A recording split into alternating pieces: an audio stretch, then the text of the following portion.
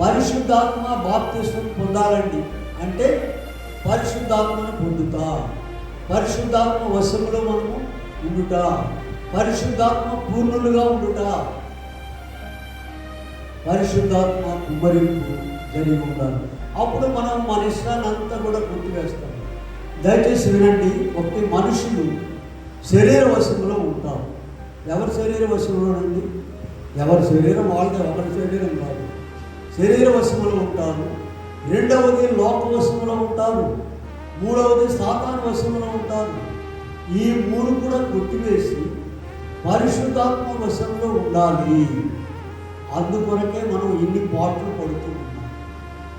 ప్రార్థన, వాక్యము, పరిచర్య, బోధించుట, సాక్ష్యము, ఇవన్నీ కూడా ఎందుకంటే మనలను మనం వృద్ధి చేసుకోవడానికి,